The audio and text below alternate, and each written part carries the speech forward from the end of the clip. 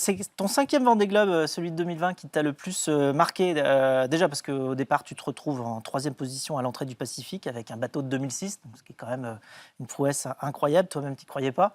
Mais, ensuite, tu t'es dérouté, pour aller justement sauver Kevin Escoffier qui cette fois était, dans ta situation, quelques années plus tôt. Ouais. Et qu'est-ce que tu ressens quand tu as la responsabilité d'aller sauver quelqu'un? Bah, dans un premier temps, on te donne un point de ralliement et tu sais pas ce qui se passe. Même l'organisation ne savait pas. Si j'allais trouver un bateau sans quille, moi je pensais ça. Et en fait, je tombe sur un radeau de survie. Au milieu de nulle part sur le Pacifique avec, avec Kevin dedans qui fait coucou.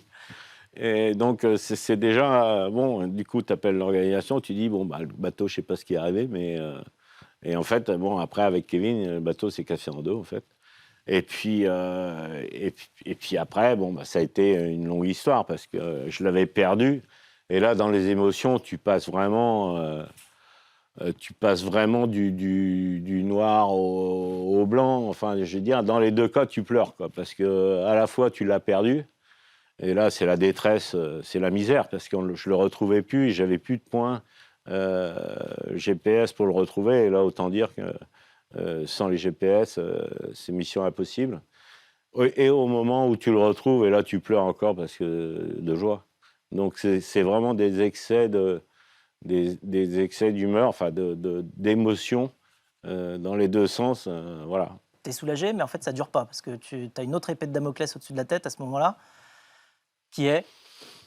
Bah là, je ramène Kevin à bord et une semaine après, je le rejette à l'eau on va dire pour le rendre à la Marine nationale et puis pour continuer ma course en solitaire.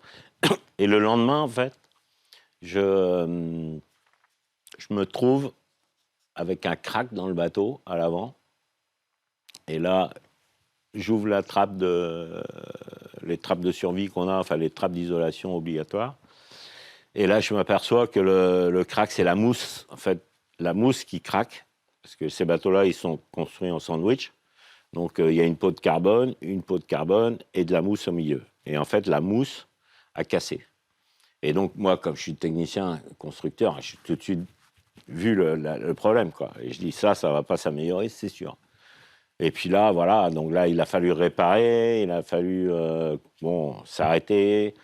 Après, je me suis dit, bon, bah, je continue. Après, il n'y avait pas trop de vent, donc ça allait. Et dans le Pacifique, après, ça recasse. Donc, et là, je répare avec des lattes. Et puis, à la fin, de toute façon, j'avais plus de colle, j'avais plus de matière première pour réparer. Donc, je continue. Et plus je passe le Cap Horn, très loin du Cap Horn pour éviter les hautes mers à côté du Cap Horn. Et puis, en fait, plus je remontais vers la maison, ben, déjà, quand tu passes la barrière du Cap Horn, tu as la mer qui s'aplatit. Et je me suis dit, bon, ben, tant qu'à finir dans un râteau de survie, autant qu'il fasse plus chaud. Donc, je regardais tous les jours la température de l'eau qui remontait, forcément, quand tu remontes nord. Et puis, au final, bah, c'est sûr, de fil en aiguille, je suis arrivé jusqu'au Sable d'Olonne. Et puis, au final, après, les experts qui sont venus analyser la réparation m'ont dit, c'est nickel. Bah, Mais voilà. bon, Bah oui. on l'a su qu'après. Et alors tu franchis la ligne, d'arrivée 8e, tu es remis 4e, du fait du temps que tu avais perdu à aller sauver, Kevin Escoffier, mais tu es quand même, le 1er dans le cœur de tout le monde, je pense, avec toutes ces actions héroïques. Ça compte pour toi d'être 1er dans le cœur de tout le monde, ou il y a juste le classement d'arrivée qui compte? Non, là, honnêtement, le classement de l'arrivée, j'en avais Rien à faire. rien à faire. Parce que quand on a vécu 55 jours avec le bateau endommagé comme ça, arriver, Ouais. et ça, c'est sûr qu'arriver, c'était le seul objectif. Et après, forcément, évidemment, on est sensible.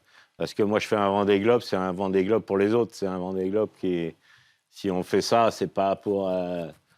Voilà, c'est des courses qui sont difficiles, mais c'est des courses qui font rêver les gens. C'est des courses qui. On a des témoignages de partout où tu as l'impression de faire du bien aux gens. Et ça, c'est génial parce que c'est ce pourquoi aussi, moi, je fais le Vendée Globe. C'est pour tous les gens qui suivent, c'est pour toutes les rencontres qu'on peut avoir, toutes les histoires qu'on a racontées. Et ça, c'est génial.